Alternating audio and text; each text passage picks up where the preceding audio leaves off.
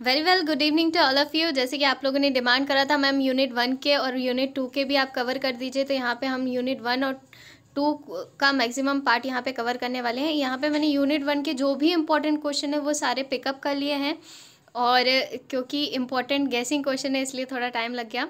सो चलिए हम स्टार्ट करते हैं। और सबसे पहला क्वेश्चन क्या है हम देखते जाएंगे, इसके साथ साथ में आपका रिवीजन, पूरा रिवीजन हो जाएगा। अगर आपने ये वाला वीडियो देख लिया मतलब आपको एक्स्ट्रा कुछ पढ़ने का ज़रूरत नहीं है, सब कुछ कवर कर दिया है मैंने इसमें। तो सबसे पहले कह रहा है pick up the cohesive soil from the following. आपको इनमें से क्या बताना है, कोहेसिव सॉइल कौन सी है। तो कोहेसिव सॉइल कौन सी होगी, रेड अर्थ, क्ले, ब्लैक कॉटन या कॉम्पैक्टेड ग्राउंड सॉइल। देखो आपको बताना है, अगर ऐसे कोई ऑप्शन आए तो इस कंडीशन में आपको ज़्यादा कोहेसिव की तरफ जाना है कि ज़्यादा कोहेसिव सॉइल कौन सी होती है।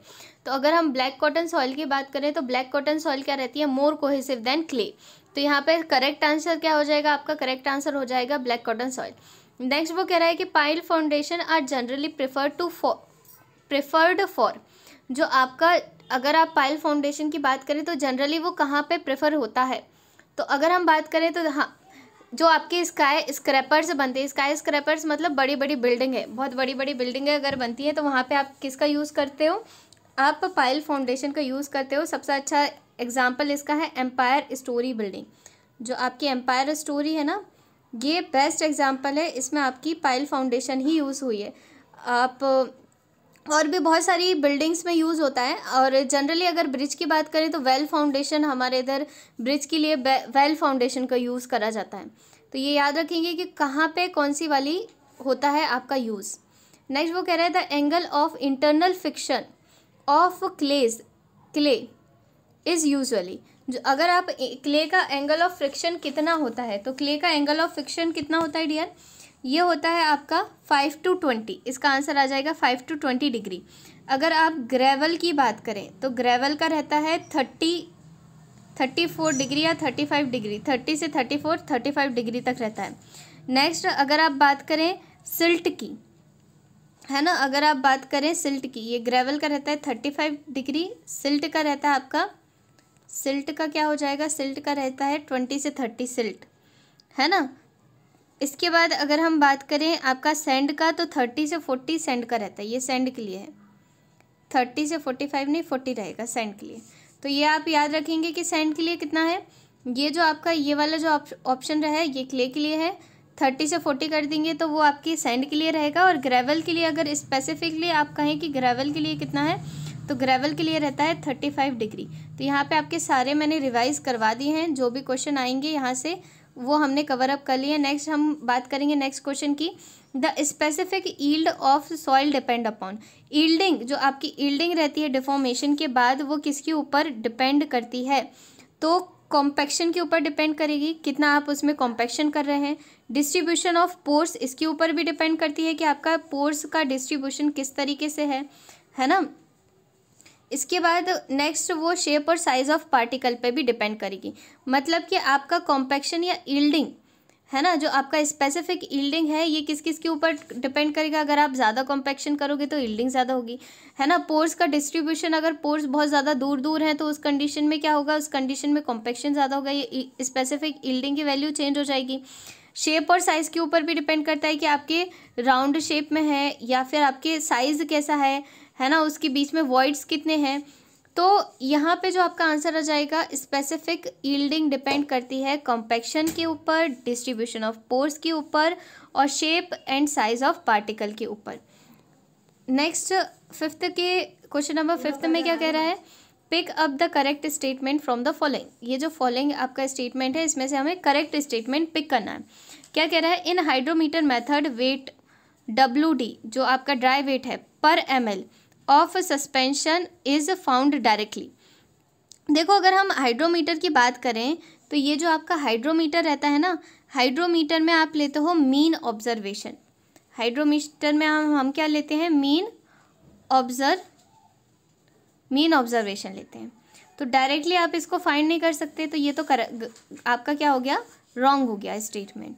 सेकेंड अगर आप बात करें पिपेट एनालिसिस की, तो पिपेट एनालिसिस में जो आप WD पर ml of suspension is found directly और इनडायरेक्टली। तो अगर हम पिपेट की बात करें तो पिपेट में जो आपका वेट, जो आपका पिपेट में जो आपका ड्राई वेट पर ml है, इसको हम डायरेक्टली फाइंड आउट कर सकते हैं। और हाइड्रोलिक में क्या करेगा, हाइड्रोलिक मीटर में आप इनडायरेक्टली फाइंड आउट करेंगे, है ना। इसमें क्या रहता है, मीन ऑब्जर्वेशन लेते हैं, याद रखना। हाइड्रोमीटर में क्या लेते हैं, मीन ऑब्जर्वेशन। हाइड्रोमीटर में आप लोगे मीन ऑब्जर्वेशन।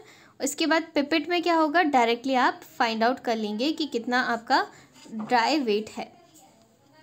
नेक्स्ट हम क्या करेंगे, नेक्स्ट क्वेश्चन कह रहा है pick up the correct statement from the following. अब इसमें से आपको करेक्ट स्टेटमेंट बताना है। क्या दिया है इसमें कह रहा है coefficient of compressibility is decreases. Coefficient of compressibility is decreases in void ratio per unit increment of pressure. वो क्या कहना है कि कंप्रेसिबिलिटी कम होती जाएगी अगर आप वॉइड रेशियो के प्रेशर को बढ़ा देंगे। कंप्रेसिबिलिटी देखो, अगर वॉइड रेशियो का प्रेशर बढ़ गया तो ऑब्वियसली बात है, अगर वॉइड रेशियो का प्रेशर कम होगा तभी तो वो कॉम्पैक्ट होंगे, तभी तो वो आसपास आ पाएंगे, है ना, तभी तो कॉम्पैक्शन इंक्रीज हो पाएगा। तो इसलिए अगर आप कॉम्पैक्शन, अगर वॉइड रेशियो का प्रेशर बढ़ता है तो कॉम्पैक्शन क्या हो जाएगा, कम हो जाएगा। तो स्टेटमेंट 1 क्या है हमारा, करेक्ट है। नेक्स्ट देखते हैं, the percent settlement at any time is called degree of consolidation. ये भी सही है, जो आपका सेटलमेंट होता है कितने परसेंटेज में होता है, इसी को हम कहते हैं डिग्री ऑफ कंसोलिडेशन। नेक्स्ट वो कह रहा है कि time factor is dimension less quantity. ये भी सही है, जो आपका टाइम फैक्टर रहता है ये कैसा है, डायमेंशन लेस क्वांटिटी रहता है। नेक्स्ट वो कह रहा है the initial curve on either side of the point of unloaded और and reloaded is called virgin curve, virgin curve. तो ये भी सही है। तो क्या आ जाएगा, ये जो सारे स्टेटमेंट है ये सब सही है, इसलिए ये आ जाएगा ऑप्शन नंबर ई। ऐसे क्वेश्चन दे सकता है, तो ये वाला बहुत अच्छे से याद रख लें कि अगर आपका कंप्रेसिबिलिटी डिक्रीज होगी, कब डिक्रीज होगी, जब वॉइड प्रेशर इंक्रीज होगा, है ना। इसके बाद परसेंटेज सेटलमेंट को क्या कहते हैं, डिग्री ऑफ कंसोलिडेशन कहते हैं। Time factor unit less quantity है, ठीक है। तो ये सारी चीज़ें हम क्या करेंगे, यहाँ पे लर्न करते जाएंगे। नेक्स्ट वो कह रहा है लॉसेस जो आपका लॉसेस है, losses in silt clay formed by the action of.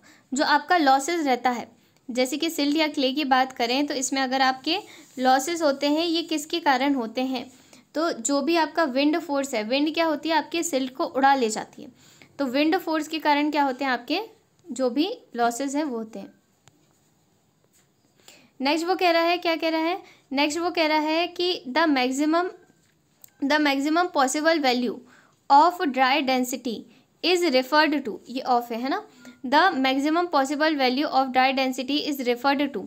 अगर आप maximum possible value of dry density को क्या कहते हो, ड्राई डेंसिटी को किसके और क्या कहा जा सकता है, देखो, तो जो आपकी मैक्सिमम वैल्यू रहेगी ड्राई डेंसिटी को, है ना, किसी भी आपके ऑब्जेक्ट की, अगर किसी भी सॉइल की मैक्सिमम पॉसिबल ड्राई डेंसिटी है, उसको आप पहली बात तो ड्राई डेंसिटी कहोगे, है ना। इसको हम सैचुरेशन ड्राई डेंसिटी भी कहते हैं या ज़ीरो एयर वॉइड्स भी कहते हैं, ठीक है। तो ये क्या आ जाएगा, ऑल ऑफ दी अबव आ जाएगा इसका आंसर।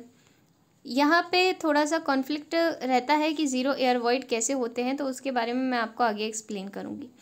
नेक्स्ट वो क्या कह रहा है, failure of slope occur only when the total shear force is.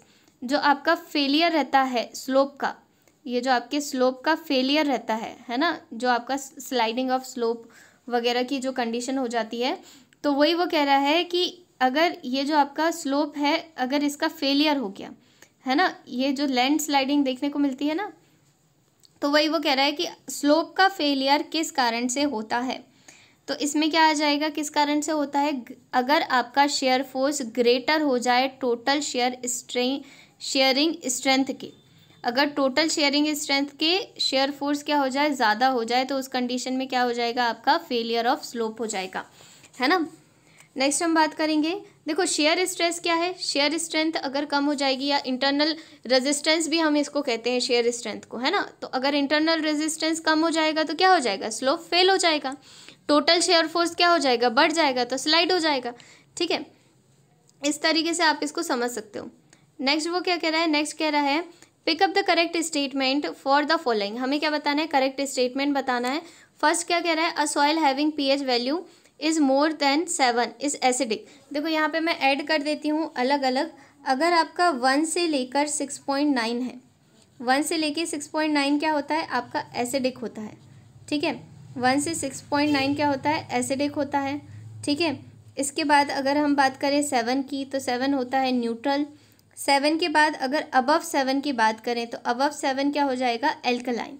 Above 7 क्या हो जाएगी डियर, एल्कलाइन हो जाएगा। तो अगर यहाँ पे हम देखें तो सी वाला ऑप्शन क्या कह रहा है, अ soil having pH value more than 7 is an alkaline soil.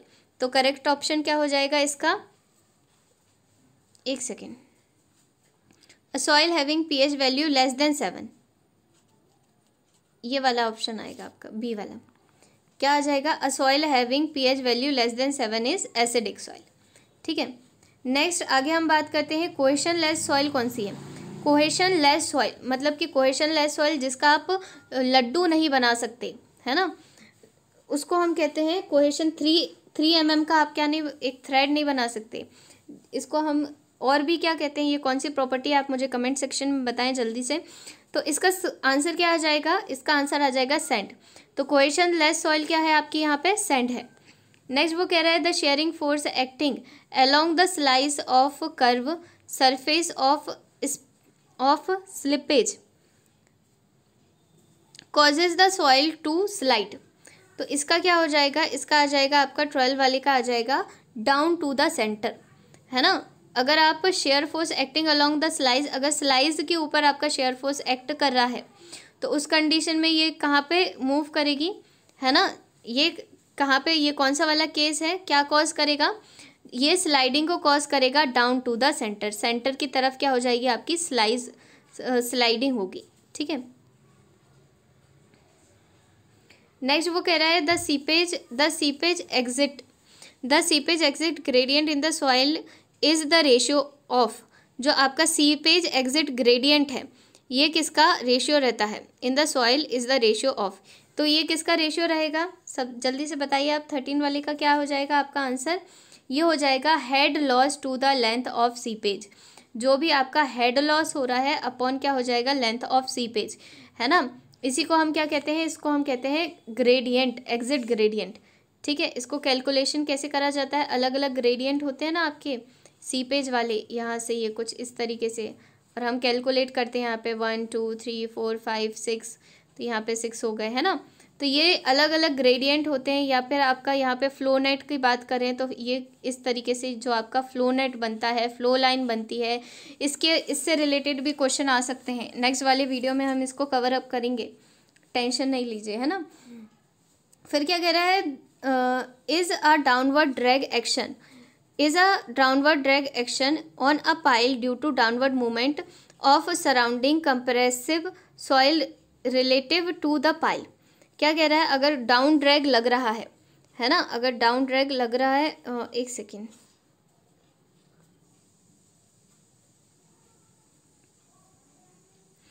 इसमें भी आपको पिक करना है करेक्ट, जो भी करेक्ट स्टेटमेंट है उसको पिक करना है।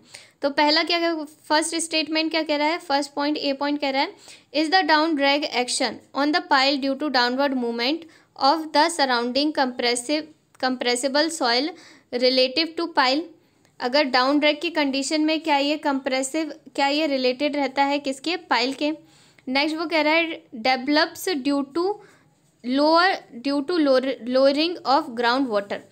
जो आपका डाउनवर्ड एक्शन या डाउनवर्ड ड्रैग रहता है, अगर आपका वाटर टेबल कम हो जाए तो क्या डाउनवर्ड ड्रैग लगने लगता है, क्या डाउनवर्ड ड्रैग डेवलप हो जाता है। तो इसका आंसर क्या आ जाएगा, इसका आंसर आ जाएगा आपका कि दोनों ही स्टेटमेंट क्या है आपके सही हैं। क्या फर्स्ट वाला भी सही है कि डाउनवर्ड ड्रैग कब लगेगा, पाइल में लगेगा, डाउनवर्ड मूवमेंट के कारण। अगर ये देखो कुछ नहीं, वो ये कहना चाह रहा है कि जैसे कि हमारी बिल्डिंग बन रही है और हमारी बिल्डिंग है, इसके आसपास अगर आप कंप्रेशन करोगे या इसके आसपास आप खुदाई वगैरह करोगे तो हमारी सॉइल भी क्या हो जाएगी, सेटल डाउन हो जाएगी, क्योंकि यहाँ पे क्या हो जाएगा, यहाँ पे आपका खाली स्पेस हो जाएगा। तो ये जो आपकी सॉइल है ये क्या है, डाउनवर्ड ड्रैग को एक्सप्रेस करेगी या डाउनवर्ड ड्रैग यहाँ पे लगेगा उस कंडीशन में, अगर सराउंडिंग में क्या है, कंप्रेसिव सॉइल है, या यहाँ पे आसपास आपका गड्ढा खुदरा है। दोनों कंडीशन पूछ सकता है ना। तो दोनों कंडीशन में इसमें क्या लगेगा, आपका डाउनवर्ड ड्रैग लगेगा। अगर वाटर टेबल कम हो जाती है तो वाटर टेबल में भी क्या होता है, यही होता है। वाटर टेबल अगर आपकी कम हो गई, पानी का लेवल अगर आपका कम हो गया, तो यहाँ पे क्या लगता है, यहाँ पे गैप आ जाता है दोनों के बीच में, और क्या लगता है, डाउनवर्ड ड्रैग लगता है। ठीक है, तो दोनों फर्स्ट और सेकेंड करेक्ट है। नेक्स्ट वो कह रहा है negative friction on the pile. Negative friction pile के ऊपर किस कारण से कॉज होता है? तो नेगेटिव फ्रिक्शन किस कारण से कॉज होता है? सबसे पहला वो कह रहा है in case due to relative settlement of soil. अगर आपकी सॉइल के रिलेटिव, आसपास की सॉइल के अगर रिलेटिव सेटलमेंट होता है तब भी नेगेटिव फ्रिक्शन लगता है। करेक्ट है, हाँ लगता है। नेक्स्ट वो कह रहा है कि in case of is caused in soft clay. हाँ, नेगेटिव फ्रिक्शन कहाँ पे कॉज होता है? सॉफ्ट क्ले में भी कॉज हो जाता है। नेक्स्ट वो कह रहा है डिक्रीज द पाइल कैपेसिटी। तो ये भी सही है। ये क्या कर देता है? डिक्रीज कर देता है आपके पाइल की कैपेसिटी को। मतलब कि तीनों चीज़ें सही है। नेगेटिव फ्रिक्शन, तीनों ही कंडीशन में क्या हो रहा है, नेगेटिव फ्रिक्शन लग रहा है। तो इसका आंसर क्या हो जाएगा? इसका आंसर हो जाएगा डी। इसका आंसर क्या हो जाएगा? D, all of the above. Next वो कह रहा है depending upon the property of material the failure envelope में बी। प्रॉपर्टी के ऊपर अगर आपका फेलियर एनवलप है, अलग अलग एनवलप बनाते हैं ना हम फेलियर के लिए, है ना। तो ये जो आपके फेलियर एनवलप बनते हैं, अलग अलग कंडीशन में बनते हैं ये जो फेलियर एनवलप, तो ये जो फेलियर एनवलप है ये किसके ऊपर डिपेंड करते हैं? तो ये किसके ऊपर डिपेंड करेंगे? ये जो फेलियर एनवलप हैं वो पहला कंडीशन क्या बोल रहा है? बी आइदर स्ट्रेट और कर्व्ड। ठीक है, तो हाँ ये भी सही है, ये स्ट्रेट भी हो सकते हैं या कर्व भी हो सकते हैं। सेकंड वो कह रहा है pass through the origin of stress. ये भी सही है कि वो कहाँ से पास कर सकते हैं? ओरिजिन ऑफ स्ट्रेस से पास कर सकते हैं। नेक्स्ट वो कह रहा है intersect the shear stress axis. तो ये तीनों ही स्टेटमेंट सही हैं। इसमें से ये वाला क्वेश्चन बिल्कुल आ सकता है, तो इसको अच्छे से कर लें, है ना। तो इसका क्या हो जाएगा? All of the above. तो तीनों कंडीशन पॉसिबल है। तो आप मुझे बताएंगे ये तीन अलग अलग फेलियर एनवलप को यहाँ पे मैंने कंबाइंड करके लिख दिया है। फर्स्ट वाला फेलियर एनवलप, सेकेंड, थर्ड, तीनों के आपको मेरे को नाम बताने हैं कि ये कौन कौन से फेलियर एनवलप हैं, इनके नाम जल्दी से मुझे बताइए। नेक्स्ट कह रहा है the method of slice is applicable to.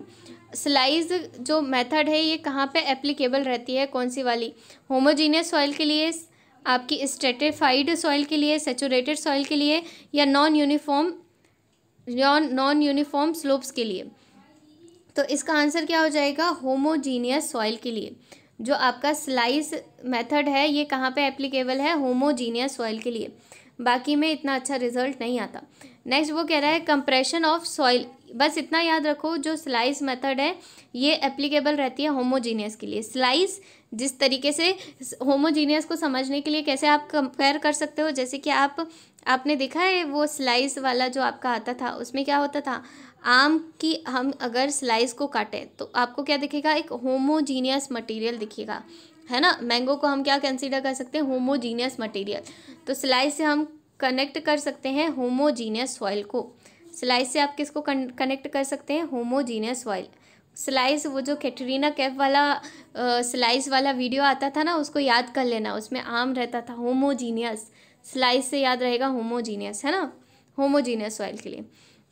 Next वो कह रहा है compression of soil occur rapidly if void are filled with. Compression of soil occur rapidly, जल्दी से, अगर आपके जल्दी सेटलमेंट या जल्दी आपका क्या कॉम्पैक्शन या कंप्रेशन किस केस में होगा? जब आपके सॉइल के अंदर जो वॉइड्स रहेंगे वो किससे भरे हुए रहेंगे? तो पहला है air, water, partial air and partial water, या नन ऑफ द अबव। तो इसका आंसर हो जाएगा आपका एयर।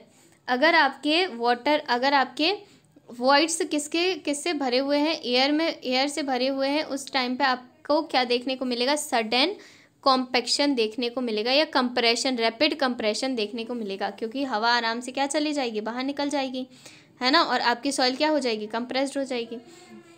नेक्स्ट वो कह रहा है कि नेक्स्ट क्या कह रहा है? Foundation can be broadly classified under. तो आप अगर बताइए, जल्दी से बताइए कि जो आपका ब्रॉडली का जो आपका फाउंडेशन है ये किस में क्लासिफाइड रहते हैं, शैलो फाउंडेशन और डीप फाउंडेशन। दो टाइप के फाउंडेशन होते हैं, या तो शैलो होगा या फिर डीप होगा। नेक्स्ट वो कह रहा है a foundation is said to be shallow if the depth is dash than the breadth. अगर तरजाकी के हिसाब से बात करी जाए तो ये क्या कहते हैं, तरजाकी कहते हैं शैलो फाउंडेशन। शैलो मतलब ज़्यादा, जिसकी डेप्थ क्या हो, कम हो। तो अगर आप डेप्थ और ब्रेथ का रेशियो लो तो डेप्थ का जो और ब्रेथ का रेशियो है तो डेप्थ क्या हो जाएगी, यहाँ पे आ जाएगा लेस, यहाँ पे क्या आ जाएगा लेस, इक्वल या फिर लेस। तो इसका ऑप्शन क्या आ जाएगा, इक्वल या फिर लेस देन द ब्रेथ, या तो ब्रेथ के बराबर हो या ब्रेथ से कम हो, है ना। अगर डेप्थ ज़्यादा हो जाएगी तो डीप फाउंडेशन हो जाएगा, ऑब्वियस सी बात है ना। तो अगर आपने ये 20 क्वेश्चन इसके पार्ट 2 में है, अगर आपने ये सारे 40 क्वेश्चन को हमने यहाँ पे मोस्ट इंपॉर्टेंट क्वेश्चन है, अगर आपने इनको पढ़ लिया तो इसके अलावा आपको ज़्यादा कुछ पढ़ने का ज़रूरत नहीं रहेगा, क्योंकि यहाँ पे मोस्ट जो भी इंपॉर्टेंट क्वेश्चन है वो सारे मैंने यहाँ पे कवर अप कर लिए हैं। तो इसी के नेक्स्ट मैं पार्ट 2 भी डालने वाली हूँ, उसको भी देखें और ज़्यादा से ज़्यादा शेयर करें वीडियो को, जिससे ज़्यादा से ज़्यादा बच्चों को बेनिफिट हो सके, ज़्यादा से ज़्यादा स्टूडेंट्स को। And best of luck for your exam. मुझे कमेंट करके ज़रूर बताएं कि आपका एग्ज़ाम कैसे गया, क्योंकि मैं बिल्कुल वेट करती रहती हूँ आपका एग्ज़ाम एंड होने के बाद कि मेरे स्टूडेंट्स का एग्ज़ाम कैसा गया है। सो ज़रूर बताएं। और जैसा आपने रिकमेंड करा था, आपने मेरे से मांगा था, डिमांड करा था, तो ये मैंने आपका यूनिट 1 यूनिट 2 मैक्सिमम पार्ट आपका कवर कर दिया है यहाँ पे, और ज़्यादा आपको इससे ज़्यादा कुछ पढ़ने का ज़रूरत नहीं है। तो मैक्सिमम हमने यहाँ कवर अप कर लिया है, बाकी चीज़ें मैं आपको बताती रहूँगी, आपको अपडेट करती रहूँगी। So thanks for watching my video and best of luck, God bless you all.